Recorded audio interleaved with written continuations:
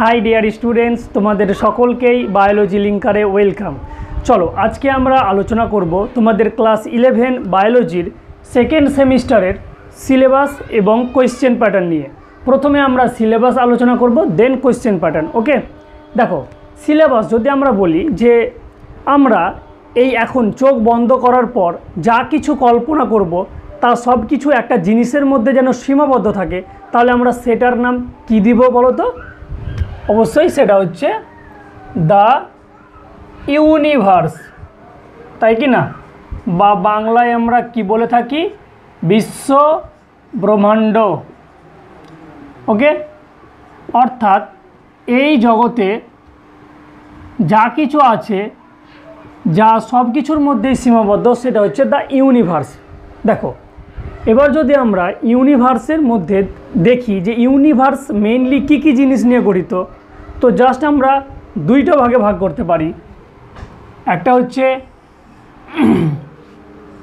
Non living বস্তু অর্থাৎ নির্জীব বস্তু, এবং আরেকটা হচ্ছে লিভিং বা জীবিত বস্তু। দেখো অলরেডি আমরা ক্লাস 11-এর ফার্স্ট পার্টে বা ফার্স্ট সেমিস্টারে পড়েছিলাম লিভিং হতে গেলে বা জীব হতে গেলে একটা যে মেন বৈশিষ্ট্য থাকতে হবে সেটা হচ্ছে সেল অর্থাৎ কোষ। কারণ জীবদেহের গঠনগত ও কার্যগত এককে কী বলা হয়? কোষ বা সেল। তাহলে সেল হলে আমরা সেই জিনিসটাকে লিভিং বলতে পারি। এবার আমরা জানি যে অনেকগুলো কোষ যখন উৎপত্তিগতভাবে এবং কার্যগতভাবে সেম বা একই হয় তখন তাকে বলি টিস্যু বা কলা। ওকে, এবং একই রকমভাবে যখন অনেকগুলো কলা বা টিস্যু যুক্ত হয়ে একই রকমের কাজ করবে তখন সেটাকে আমরা বলবো অর্গ্যান। ক্লিয়ার? আশা করি তোমরা এগুলো জানো, জাস্ট আমি বলছি কারণ সিলেবাসের প্যাটার্নটা তোমাদের বুঝতে হবে যে কেন তোমাদের সিলেবাসটা এইরকম। অর্থাৎ ফার্স্ট সেমিস্টারে কেন তোমরা ইউনিট 1, ইউনিট 2, ইউনিট 3 পড়েছো এবং সেকেন্ড সেমিস্টারে কেন ইউনিট 4 and 5 পড়বে। ওকে, তাহলে টিস্যু নিয়ে তৈরি হবে অর্গ্যান। আর যখন অনেকগুলো অর্গ্যান বা অঙ্গ মিলেমিশে একই রকমের কাজ করবে তখন সেটাকে আমরা বলবো অর্গ্যান সিস্টেম। দেখো নর্মালি আমরা সেলের ভিত্তিতে যে কোনো জীবদেহকে দুইটি ভাগে ভাগ করতে পারি। একটা হচ্ছে ইউনিসেলুলার অর্গানিজম অর্থাৎ এককোষী অর্গানিজম, এবং আর একটা হচ্ছে মাল্টিসেলুলার বা বহুকোষী অর্গানিজম। টিস্যু অর্গান এগুলো আমরা মেইনলি কোন কোষে পাবো? মাল্টিসেলুলার বা বহুকোষী জীবে। ঠিক সেই রকমই অর্গান সিস্টেম মাল্টিসেলুলার জীবের মধ্যে তো পাবো, তার মধ্যেও অ্যাডভান্স বা উন্নত জীবদেহে, যেমন আমরা উন্নত উদ্ভিদ বা প্রাণী, গরু, ছাগল বা মানুষ, এদের ক্ষেত্রে আমরা অর্গান সিস্টেম পাবো। দেখো আমার এখানে যেটা তোমাদের বলার যে তোমরা দেখবে ক্লাস 11-এর ফার্স্ট সেমিস্টারে লিভিং যেটা ছিল না সেটা তোমরা ইউনিট 1-এ পড়েছো। তোমাদের ইউনিট 1-এ কী ছিল বলো তো? হোয়াট ইজ লিভিং, জীব কি, জীবের বৈশিষ্ট্য, মোট 4টি চ্যাপ্টার ছিল। Then classifications of living, plant kingdom, animal kingdom, অর্থাৎ লিভিং জিনিস নিয়ে ডিসকাশন হয়েছিল ইউনিট 1। ইউনিট 2 ছিল তোমাদের, ইউনিট 2-এ দেখো তোমরা উদ্ভিদ কলা 5 নম্বর 6 নম্বর চ্যাপ্টার এবং প্রাণী কলা 7 নম্বর চ্যাপ্টারে আলোচনা করেছিল, সেটা ছিল টিস্যু। ওকে, এবার সেল তোমরা দেখো ইউনিট 3 যেটা ছিল সেটা পুরোটাই ছিল সেল। এই ইউনিট 3-তে 3টে চ্যাপ্টার ছিল। প্রথমে ছিল কোষ কি, দেন কোষের রাসায়নিক উপাদান 2 নম্বর চ্যাপ্টার, 3 নম্বর চ্যাপ্টার কোষ কিভাবে কোষ বিভাজন করে, তাই কি না? তাহলে আমার এখানে মেন কথা বলার এটাই যে লিভিং জিনিস নিয়ে তোমরা ফার্স্ট সেমিস্টারে ইউনিট 1-এ পড়েছো, টিস্যু নিয়ে ইউনিট 2-এ পড়েছো এবং সেল নিয়ে ইউনিট 3-তে পড়েছো। এই সেকেন্ড সেমিস্টারে ইউনিট 4 আর 5-এ কী পড়বে? অর্গ্যান আর অর্গ্যান সিস্টেম। দেখো মেইনলি এই অর্গ্যান আর অর্গ্যান সিস্টেম আমরা কিসে কিসে পড়ব? একটা হচ্ছে প্ল্যান্ট ফিজিওলজি, আর একটা হচ্ছে অ্যানিম্যাল ফিজিওলজি। এবার তোমাদের সিলেবাসে অ্যানিম্যালদের মধ্যে হিউম্যানকে ধরা হয়েছে, ওই কারণে আমরা এটা কি বলতে পারি? Human physiology. দেখো আমি তোমাদের র্যান্ডামলি সিলেবাসটা বলতে পারতাম যে তোমাদের প্ল্যান্ট ফিজিওলজিতে 3টে চ্যাপ্টার রয়েছে, হিউম্যান ফিজিওলজিতে 7টা চ্যাপ্টার রয়েছে সেকেন্ড সেমিস্টারে, কিন্তু আমি ডিরেক্টলি বললাম না। আমি চাইছি তোমরা জিনিসগুলোকে ইন্টারলিঙ্কড করো বা লিঙ্ক করে পড়াশোনা করো, ঠিক আছে? তো দেখো এখানে নর্মালি এই অর্গ্যান আর অর্গ্যান সিস্টেমের সম্পর্কে যদি আমি জাস্ট তোমাদের একটা উদাহরণ দিই, ঠিক আছে, তাহলেই বুঝতে পারবে যে আমরা ডেইলি শ্বাস প্রশ্বাস নিই সবসময় যতদিন জীবিত থাকবো। অর্থাৎ এই যে আমি পরিবেশ থেকে কী নিলাম, তোমরা বলবো অক্সিজেন, তাই কিনা? অক্সিজেনটা কোথায় গেল? ফুসফুসে গেল, দেন আবার ছেড়ে দিলাম, নিঃশ্বাস নিলাম, কি দিলাম? Carbon dioxide. তাহলে ফুসফুসে অক্সিজেন নিলাম আর ফুসফুসে কার্বন ডাইঅক্সাইড ছেড়ে দিলাম। তাহলে এখানে মেন অর্গ্যান কাজ করছে কে? ফুসফুস। এটা হচ্ছে অর্গ্যান বা অঙ্গ। কিন্তু শুধুই কি ফুসফুস কাজ করছে এই শ্বাস প্রশ্বাসের সঙ্গে? বাকি কিছু কি হচ্ছে না? দেখো নর্মালি কি হয়, এই যে আমরা শ্বাস নিলাম, অক্সিজেনটা আমাদের ফুসফুসে গেল, ফুসফুস থেকে আমরা জানি রক্তের মাধ্যমে মিশবে, এই অক্সিজেনটা রক্তের সঙ্গে মিশে আলটিমেটলি সেটা কোথায় আসবে? হৃৎপিণ্ডে আসবে। হৃৎপিণ্ড থেকে হৃৎপিণ্ড পাম্প করবে, দেন ওই অক্সিজেনযুক্ত রক্তটা পুরো বডিতে আমার ছড়িয়ে দেবে। কেন আমাদের বডিতে ছড়িয়ে দেবে? কারণ আমাদের বডিতে শক্তির প্রয়োজন। শক্তি আমরা কোথা থেকে পাই? গ্লুকোজ থেকে পাই।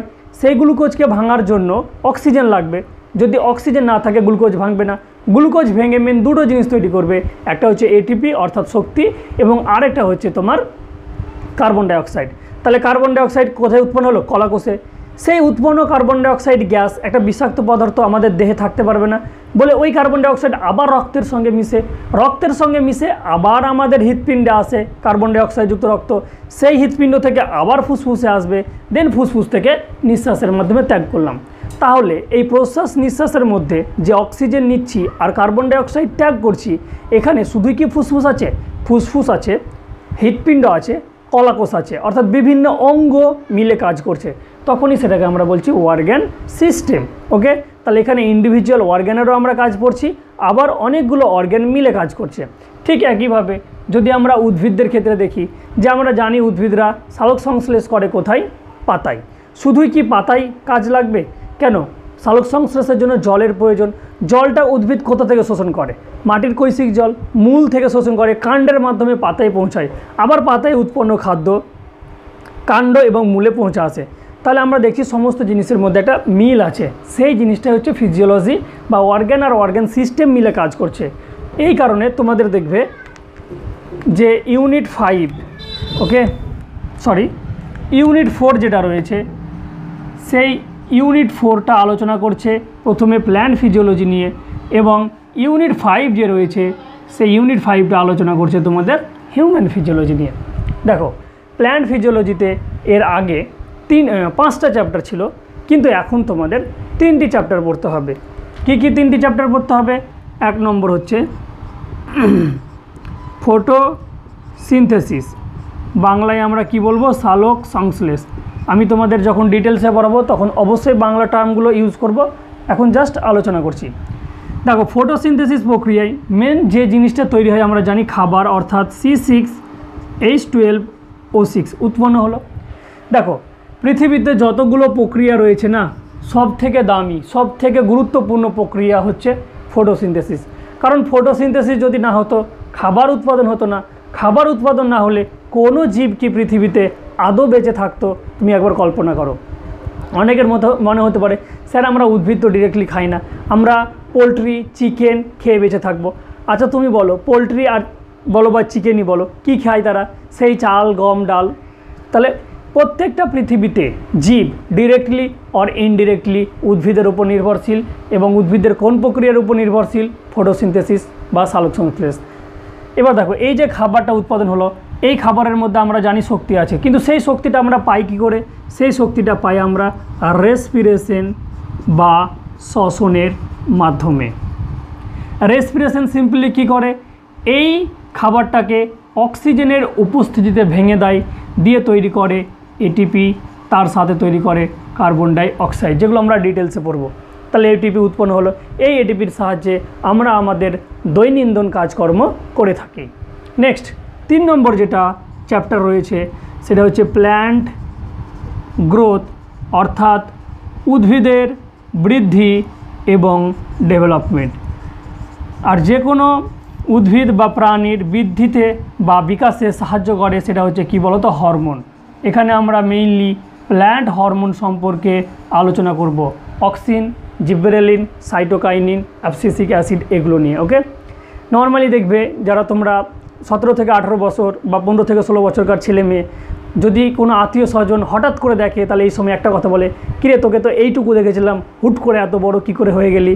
তার কারণ কি বলতো, এই বিগত 2 থেকে 3 বছরে তোমাদের দেহের মধ্যে হরমোনাল অ্যাক্টিভিটি বেড়ে যায় বলে তোমাদের দেহের আকার আকৃতিও বৃদ্ধি পায়। তো সেটাই আমরা উদ্ভিদদের ক্ষেত্রে তাদের গ্রোথ অ্যান্ড ডেভেলপমেন্টে হরমোনের রোলগুলো আলোচনা করব। তো আশা করি তোমরা প্ল্যান্ট ফিজিওলজির কী সিলেবাস রয়েছে বুঝতে পেরেছো। 3টে পার্ট। হিউম্যান ফিজিওলজিতে তোমাদের মোট 7টি টপিক রয়েছে। তার মধ্যে প্রথম টপিক হচ্ছে ডাইজেশন অর্থাৎ পরিপাক এবং শোষণ অর্থাৎ অ্যাবজর্পশন। দেখো, এই যে আমরা খাবারগুলো গ্রহণ করি, যে কোনো প্রাণী বা নর্মালি মানুষের ক্ষেত্রে এখানে বলছি, তাহলে এই খাবারটা গ্রহণ করার পর প্রথমে আমাদের পরিপাক করতে হবে, দেন শোষণ হবে, তাই কি না?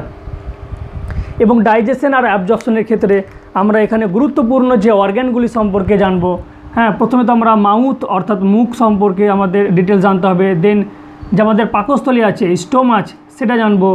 তাছাড়া যে ইন্টেস্টাইন অর্থাৎ ক্ষুদ্রান্ত্র বৃহত্তন্ত্র আছে সেটা দেখবো, লিভার, দেন প্যানক্রিয়াস, এই সব অর্গ্যানগুলো সম্পর্কে আলোচনা করব। ওকে, ফার্স্ট চ্যাপ্টারে। দেন দেখো 2 নম্বর চ্যাপ্টার। তাহলে আমাদের খাবার পরিপাক করলাম, শোষণ করলাম, আর আগেই বলেছি খাবার থেকে ভেঙে শক্তি পাওয়ার জন্য অক্সিজেন প্রয়োজন, সেই কারণে আমরা শ্বাস প্রশ্বাস নিই। তো আমরা যখন প্রশ্বাসের মাধ্যমে অক্সিজেন নিলাম অর্থাৎ ব্রিথিং করছি, তাহলে নেক্সট চ্যাপ্টার হচ্ছে ব্রিথিং, শ্বাসকার্য and exchange of gas, exchange of gas. এবং এই শ্বাসকার্যের সময় আমরা প্রশ্বাসের মাধ্যমে অক্সিজেন গ্রহণ করছি আর নিঃশ্বাসের মাধ্যমে কার্বন ডাইঅক্সাইড ত্যাগ করছি, অর্থাৎ গ্যাসের এক্সচেঞ্জ করছি, দ্বিতীয় চ্যাপ্টার। ঠিক আছে, মেইনলি এখানে আমরা কি দেখব, সেটা হচ্ছে লাংস সম্পর্কে ডিটেলসে দেখব। এছাড়াও আমরা যদি দেখি হার্ট পরেও আছে, তো আমি লিখে রাখলাম। এই দুটো অর্গান ডিটেলসে দেখব। 3 নম্বর দেখো, এই যে ব্রিদিং নিলাম, ব্রিদিং নেওয়ার পর অক্সিজেনটা আমাদের কোথায় গেল? ফুসফুসে। ফুসফুস থেকে আলটিমেটলি রক্তের সঙ্গে মিশে তো হৃৎপিণ্ডে আসবে। তো এখানে রক্ত কি এক ধরনের তরল পদার্থ, অর্থাৎ আমাদের বডিতে যে ফ্লুইড আছে সেই বডি ফ্লুইড পড়তে হবে। 3 নম্বর চ্যাপ্টার বডি ফ্লুইড অ্যান্ড রক্ত কি শুধুমাত্র ফুসফুস থেকে হৃৎপিণ্ডে গেল? হৃৎপিণ্ড থেকে কলাকোষ, কলাকোষ থেকে আবার কার্বন ডাইঅক্সাইড যুক্ত রক্ত হৃৎপিণ্ড, দেন হৃৎপিণ্ড থেকে আবার ফুসফুস, ফুসফুস থেকে বাইরে, অর্থাৎ বডি ফ্লুইডগুলোর কি হচ্ছে? সার্কুলেশন হচ্ছে। তাহলে বডি ফ্লুইড অ্যান্ড সার্কুলেশন। এবার দেখো 4 নম্বর চ্যাপ্টার কী পড়বো, যখন আমাদের বডিতে খাবার খেলাম, অক্সিজেনের সাহায্যে সেটাকে ভাঙলাম, দেন বডি ফ্লুইড সেগুলোকে বহন করে নিয়ে যাচ্ছে, তার সাথে সাথে বাই প্রোডাক্ট হিসেবে বিভিন্ন রেচন পদার্থ তৈরি হয়, যেমন নাইট্রোজেনযুক্ত রেচন পদার্থ বা কার্বন ডাইঅক্সাইড। তো এগুলোকে ত্যাগ করবে, এগুলোকে ত্যাগ করার জন্য আমাদের কে রয়েছে? সেটা হচ্ছে কিডনি। আচ্ছা, বডি ফ্লুইডে আমরা কী পড়বো বলে দিই, সেটা হচ্ছে ব্লাড পড়বো, এবং এখানে হৃৎপিণ্ড সম্পর্কে আমাদের দেখতে হবে। হ্যাঁ, নেক্সট 4 নম্বর যেটা বললাম, অর্থাৎ এক্সক্রিটরি প্রোডাক্ট, এক্সক্রিটরি প্রোডাক্ট বা আমরা বলতে পারি রেচন পদার্থ অ্যান্ড দেয়ার এলিমিনেশন। এলিমিনেশন মানে কি? এলিমিনেশন মিন্স বহিষ্করণ। তাহলে পরিপাকের পর, মেটাবলিজমের পর যে নাইট্রোজেন ঘটিত দূষিত পদার্থগুলো উৎপন্ন হলো, সেগুলোকে আমরা বর্জন করছি কার সাহায্যে? সেটা হচ্ছে থ্রু কিডনি। অর্থাৎ এই চ্যাপ্টারে আমরা কিডনি অর্গান সম্পর্কে ডিটেলসে দেখব, excretory products and their elimination. 4 number. 5 number chapter তোমাদের কি রয়েছে? 5 নম্বর চ্যাপ্টার রয়েছে, দেখো এই যে আমরা খাবার খাচ্ছি, খাবার খাওয়ার জন্য অক্সিজেন নিলাম, ব্রিদিং, দেন বডি ফ্লুইড রক্ত সেগুলোকে পরিবহন করছে এবং দূষিত পদার্থগুলো কিডনির মাধ্যমে এক্সক্রিটরি রেচন পদার্থ হিসেবে বের করে দিচ্ছে। অর্থাৎ শক্তিটা আমাদের কেন প্রয়োজন? শক্তিটা আমাদের এক জায়গা থেকে আরেক জায়গায় চলাচলের জন্য প্রয়োজন। অর্থাৎ এই শক্তির মাধ্যমে আমরা লোকোমোশন করছি, লোকোমোশন অ্যান্ড মুভমেন্ট। তবে এনসিইআরটি খুব সুন্দরভাবে তোমাদের চ্যাপ্টারগুলোকে সাজিয়ে রেখেছে। অর্থাৎ এই ক্ষেত্রে আমরা লোকোমোশন, চলন আর গমন পড়ব। চলন আর গমন পড়ার ক্ষেত্রে তোমরা মাসেল অর্থাৎ পেশি এবং হাড় বা অস্থি সম্পর্কে ডিটেলসে পড়বে। ওকে, দেন সব কিছু এই যে আমরা চলাফেরা করব, চলাফেরা যখন করব যদি আমরা উদ্দেশ্যহীনভাবে চলাফেরা করি, আমি যেতে চাইছি এক জায়গায়, আমি চলে যাচ্ছি আরেক জায়গায়, তা কেমন পাগলের মতন চলাফেরা হয়ে যাচ্ছে না? তাই চলাফেরা যখন করব আমাদের সেন্স নিয়ে চলাফেরা করতে হবে, অর্থাৎ আমাদের বডিকে নিয়ন্ত্রণ করতে হবে। বডিকে নিয়ন্ত্রণ করার জন্য আমাদের দুটো সিস্টেম আছে, একটা হচ্ছে নিউরাল সিস্টেম বা নিউরাল কোঅর্ডিনেশন, ঠিক আছে?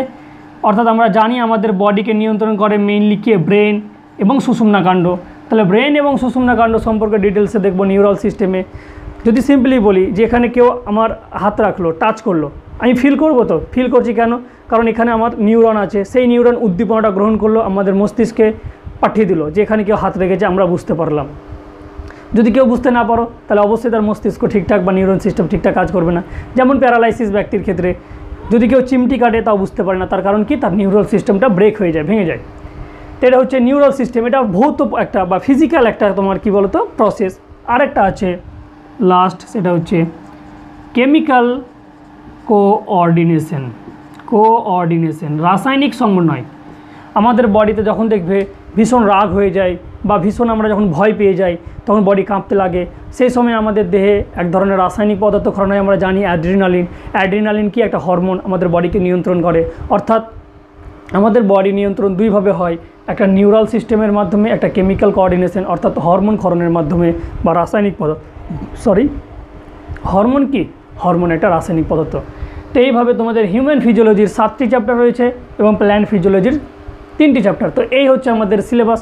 আশা করি তোমরা সিলেবাসের ইন্টারলিঙ্ক করতে পারছো, যে তোমরা সেমিস্টার 1-এ ইউনিট 1, ইউনিট 2, ইউনিট 3 পড়েছিলে এবং সেমিস্টার 2-এ কেন plant physiology and human physiology পড়বে। ওকে, দেখো নেক্সট আমরা আলোচনা করব সেটা হচ্ছে কোয়েশ্চেন প্যাটার্ন নিয়ে। দেখো কোয়েশ্চেন প্যাটার্ন যদি আমরা আলোচনা করি তাহলে প্ল্যান্ট ফিজিওলজি থেকে তোমাদের বলি, প্ল্যান্ট ফিজিওলজি থেকে 2 মার্কস অর্থাৎ 2 নম্বরের কোশ্চেন থাকবে 2টি, তাহলে মোট হবে 4 নম্বর। এবং যদি আমরা 3 মার্কসের কোশ্চেন দেখি, 3 মার্কসের কোশ্চেন থাকবে 3টি, অর্থাৎ 3 × 9 নম্বর।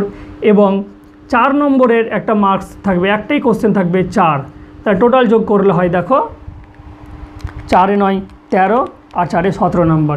তাহলে প্ল্যান্ট ফিজিওলজির 3টে চ্যাপ্টার থেকে তোমাদের 17 নম্বর থাকবে। যদি আমরা হিউম্যান ফিজিওলজি দেখি, হিউম্যান ফিজিওলজির ক্ষেত্রে দেখো 2 মার্কসের থাকবে 2টি অর্থাৎ 4, এবং 3 মার্কসের থাকবে 3টি অর্থাৎ 9, এবং 5 মার্কসের থাকবে 1টি অর্থাৎ 5। 4 × 9 13, 5 × 18। দেখো 17 আর 18 যোগ করলে 35, অর্থাৎ তোমাদের সেকেন্ড সেমিস্টারে 35 রয়েছে। তোমরা জানো তোমাদের সেকেন্ড সেমিস্টারে কোনো এমসিকিউ প্রশ্ন থাকবে না, অনলি বড় প্রশ্ন তোমাদের ডেসক্রিপশন লিখতে হবে। দেখো এই হচ্ছে তোমাদের 7টি চ্যাপ্টার এবং তার কোশ্চেন প্যাটার্ন। আশা করি তোমরা বুঝতে পেরেছো। একটা তোমাদের সিম্পল জিনিস বলছি, দেখো প্ল্যান্ট ফিজিওলজিতে টোটাল কোশ্চেন হচ্ছে 2, 3, 5 আর 6, টোটাল কোশ্চেন সংখ্যা 6, চ্যাপ্টার রয়েছে 3টি, অর্থাৎ মিনিমাম তুমি প্রতিটি চ্যাপ্টার থেকে 2টো করে কী পাবে? কোশ্চেন কমন পাবে। কিন্তু দেখো হিউম্যান ফিজিওলজিতে চ্যাপ্টার রয়েছে 7, কিন্তু কোশ্চেন সংখ্যা 2, 3, 5 আর 6, অর্থাৎ মোট 6টা কোশ্চেন থাকবে। সেই 6টি কোশ্চেনের মধ্যে তোমাকে 7টে চ্যাপ্টার কভার করছে, অর্থাৎ কোনো একটা চ্যাপ্টার থেকে তোমাদের কোশ্চেন থাকবেই না। এক্ষেত্রে তোমাদের একটা ইনফরমেশন দিয়ে রাখি, যারা স্পেশালি নিটের জন্য প্রিপারেশন নেবে ভাবছো, দেখো আমরা মেইনলি পড়াশোনাটা নিট লেভেলই করব, ঠিক আছে? তোমরা বুঝতে পারবে তাও যে আমি কী পরিমাণ এনসিইআরটি ফলো করি, কারণ এনসিইআরটি বায়োলজিতে যারা নিট নেবে এনসিইআরটি ছাড়া কিছুই তাদের পড়ার দরকার নয়। আর আমাদের বাংলা বইগুলোতে এত মোটা করে বেশি পড়তে হয়, অথচ আমাদের নিটের রেজাল্ট কম হয়। কেন হয় সেগুলো আমরা আস্তে আস্তে আলোচনা করব, তোমরা বুঝতে পারবে। দেখো নিটের সিলেবাস যদি দেখি তাহলে 1 নম্বর যে চ্যাপ্টার রয়েছে হিউম্যান ফিজিওলজি অর্থাৎ ডাইজেশন অ্যান্ড অ্যাবজর্পশন, এই চ্যাপ্টারটা নেই, এই চ্যাপ্টারটা বাদ। অর্থাৎ নিটে হিউম্যান ফিজিওলজির মোট 6টি চ্যাপ্টার রয়েছে, প্রথম চ্যাপ্টারটা বাদ দিয়ে, এটা কিন্তু নিটে নেই। ওকে, তবুও আমরা এই চ্যাপ্টারটা পড়বো যেহেতু তোমাদের বোর্ডে দেওয়া রয়েছে। কিন্তু বাকিগুলো বা বাকি যে পোর্শনগুলো আছে সমস্ত জিনিস নিট লেভেলে আমরা কভার করব। এবং তোমাদের প্রত্যেকটা চ্যাপ্টার থেকে 2 মার্কস, 3 মার্কস এবং 4 আর 5 মার্কসের যে কোয়েশ্চেন আসবে সেগুলো আমি উত্তর সহ সাজেশন আকারে দিয়ে দেবো। প্রথমে আমরা কনসেপ্ট ক্লিয়ার করব। যদি তোমরা কনসেপ্ট ক্লিয়ার না হয় দেন বায়োলজি পড়তে তোমাকে একটুও ভালো লাগবে না, এই প্রশ্নগুলোর উত্তরও করতে পারবে না। আগে কনসেপ্ট ক্লিয়ার, দেন আমি আছি তোমাদের সাথে, পুরো উত্তর সহ সাজেশন দিয়ে দেবো। আশা করি তোমরা বায়োলজি ক্লাস 11-এর সেকেন্ড সেমিস্টারের সিলেবাস এবং কোয়েশ্চেন প্যাটার্ন সম্পর্কে বুঝতে পেরেছো। শুধু আমরা সিলেবাস এখানে আলোচনাই করলাম না, প্রত্যেকটা পার্টের সঙ্গে যে লিঙ্ক রয়েছে সেটাই আমি তোমাদের এখানে তুলে ধরলাম। নেক্সট আমরা কোন একটা চ্যাপ্টার নিয়ে শুরু করব। আশা করি তোমরা বায়োলজি লিঙ্কারকে সাপোর্ট করবে এবং যদি ক্লাসগুলো ভালো লাগে অবশ্যই তোমাদের বন্ধুদের সঙ্গে শেয়ার করতে ভুলবে না। চলো দেখা হবে নেক্সট ক্লাসে। Thank you. জয় হিন্দ।